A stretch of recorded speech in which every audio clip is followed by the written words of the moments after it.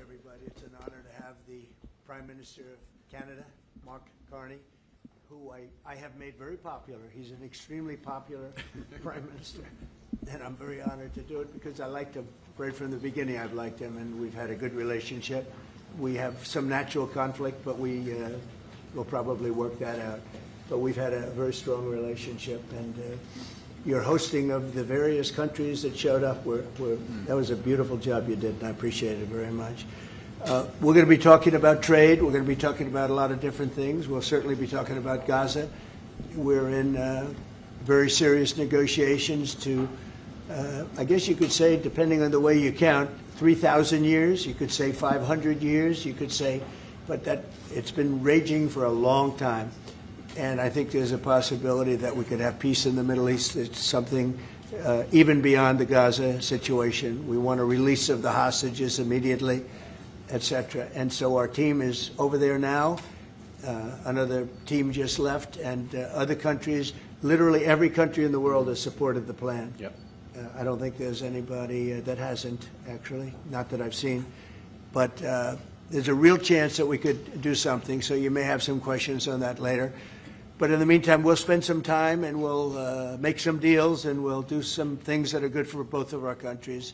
And Mark, it's an honor to have you. Thank you very much. Thank you very much, Mr. President. If I may, you kindly hosted me and some of my colleagues a few months ago, and I said at the time, you are a transformative president. And since then, the transformation in the economy, unprecedented commitments of NATO partners to defense spending, peace from India, Pakistan through to Azerbaijan, Armenia, disabling Iran as a force of terror, and now, and I'm running out of time, but this is in many respects the most important.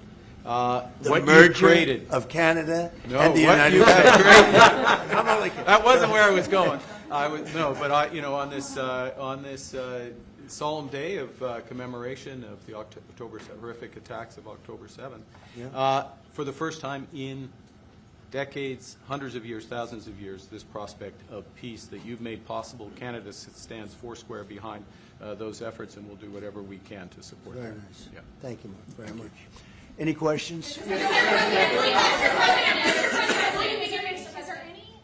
would it take for you to drop or lower your tariffs on Canadian sectors, including aluminum and steel? Well, we're going to be talking about that with the Prime Minister. We'll be talking about tariffs. We'll be talking about a lot of that, but that's for a little bit later on. I want to just acknowledge our great ambassador. Is he doing a good job? He's doing a good job. Otherwise, I'll get him out of there so fast. No, you have a good job.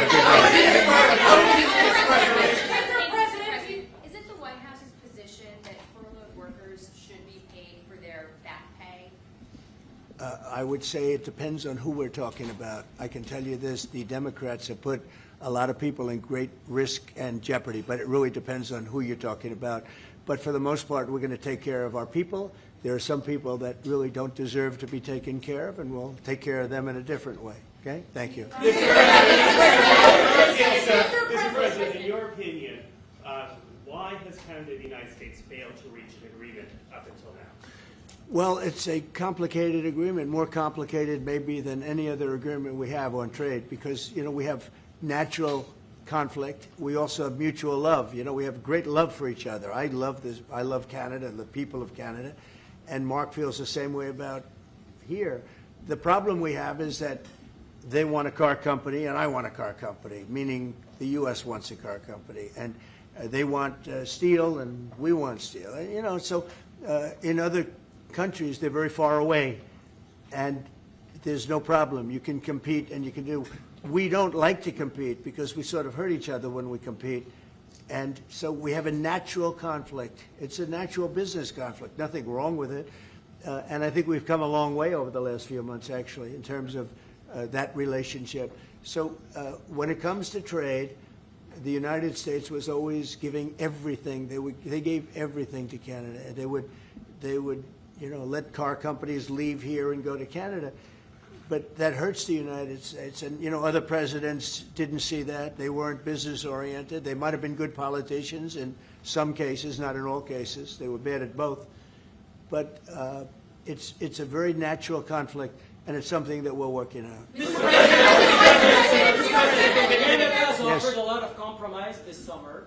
Are you willing today to offer some compromise to Canada, maybe on steel, on aluminum? Well, we've made compromise, and we've made some compromise even on steel. But, you know, we have the same basic authority and the same basic, this could be also a little bit of a conflict with other countries all over the world on steel, because we want to make our own steel. We don't want to bring steel in for the most part, but we will bring it in, and we do bring it in. We continue to bring it in from Canada, but there is a tariff to pay. And I think that would be a normal thing to say, but we've come a long way. I think, Howard, we can truly say, do you want to make a comment on that? Well, I think the opportunity to work together, but as you said, there's conflict. You know, why do we make cars in Canada? You've called that out, and you've addressed that. So there are places we should work together, and there are places that we have natural conflict. It's a tough situation because we want to make our cars here. At the same time, we want Canada to do well making cars. So we're working on formulas, and I think we'll get there. Canadians are refusing to go to the U.S. The numbers are down like 23% in the first 7 months of the year. What do you say to Canadians that don't want to go to the U.S. now because of your 51st state talk, because of the trade war, the tariffs? Yeah. And Well, the fear I of understand also it. Look, I being understand taken that, and Americans don't want to buy cars that are made in Canada. You know, I mean, we have the same conflict. So there isn't. It's something that will get worked out. There's still great love between the two countries, but you know, American people want product here. They want to make it here. Detroit was emptied out and moved to Canada, moved to Mexico, moved to other places, not just Canada, and now they're all moving back. You know, they're moving back. We have right now, I was just telling Mark, we have 17 trillion, but it's really much higher. That was as of a couple of months ago. Yeah. We have over $17 trillion being invested now in the United States. As an example, Biden, he was the worst president we've ever had, but they had less than $1 trillion in 4 years. We have more than 17 trillion in 8 months. 8 months. And I think that number is going to be $21, $22 trillion. There's never been anything like that in the history of the world for any country, not even close. You know, if you did 1 trillion in a year, that's pretty good. We're going to do over 20. And it's coming in with AI. It's coming in with auto plants. You know, we're building auto plants, a lot of auto plants in the U.S. It's coming in for a lot of reasons. It's coming in because of the fact, I think the November 5th election was a big factor, and I think the tariffs are a big factor. And again, we want Canada to do great. But, you know, there's a point at which we also want the same business. We're competing for the same business. That's the problem. That's why I keep mentioning one way to solve that problem is a very easy way. But we're competing for the same business. He wants to make cars, we want to make cars, and we're in competition. And the advantage we have is we have this massive market. So it's it's quite an advantage. Mr.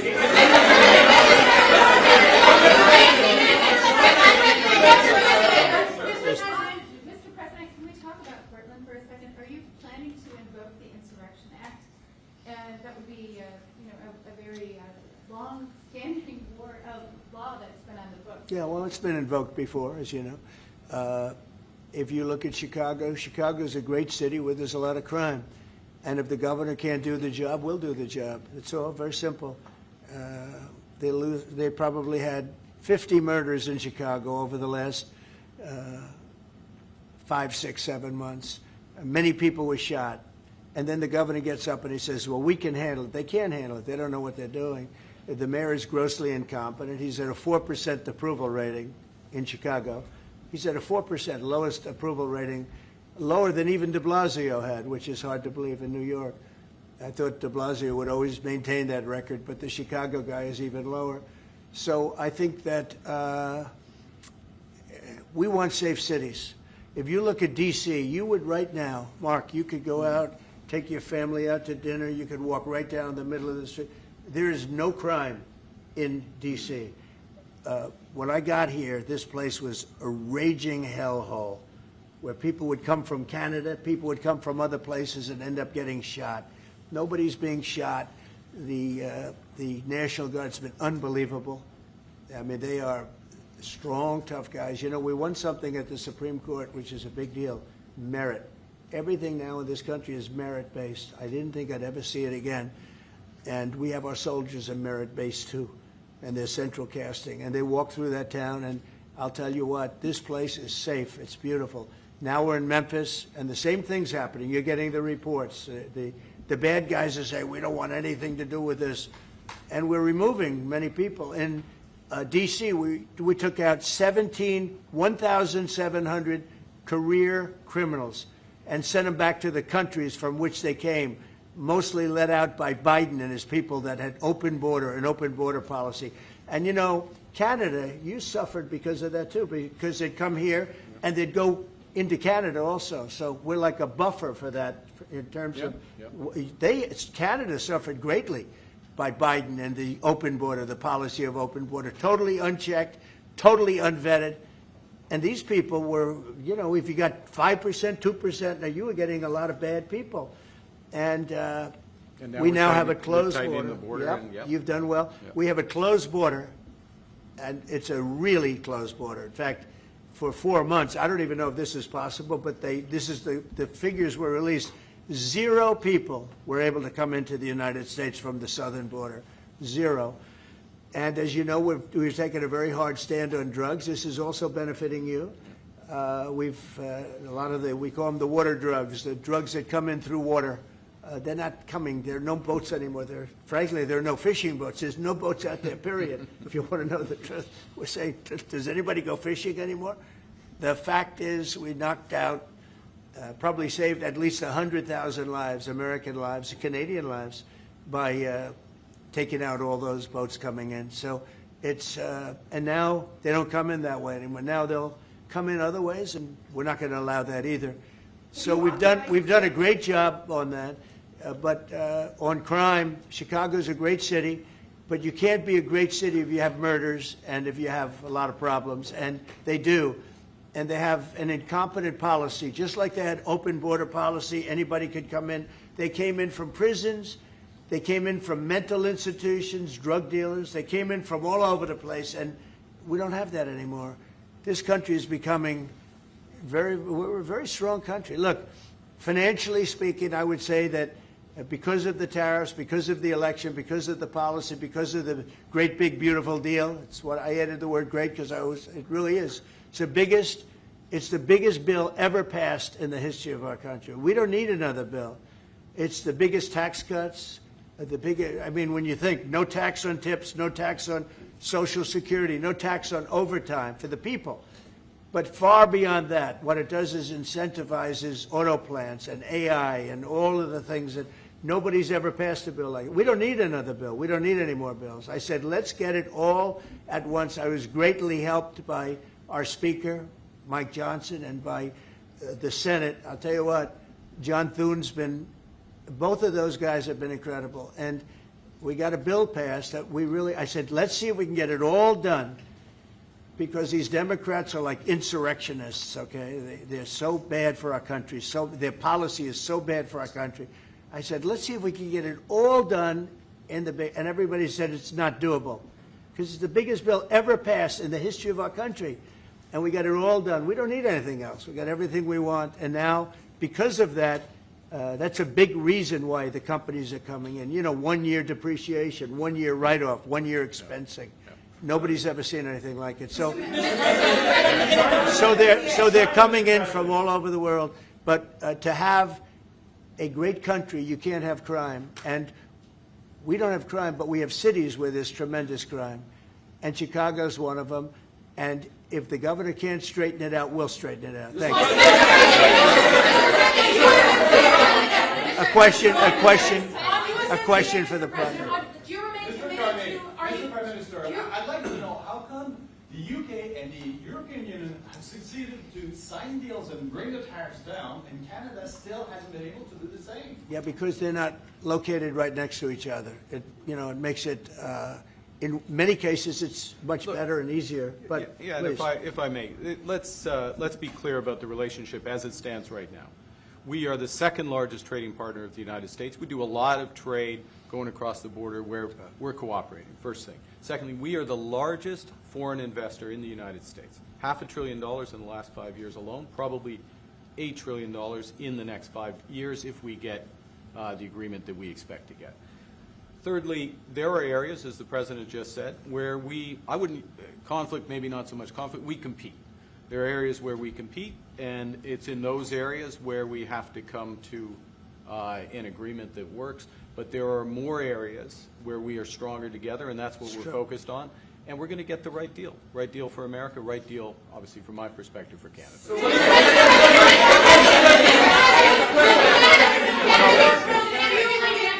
Including one thing that, wait. So one thing where we are working very closely is the Golden Dome. That's the protective mechanism, and you see how that works. It's unbelievable.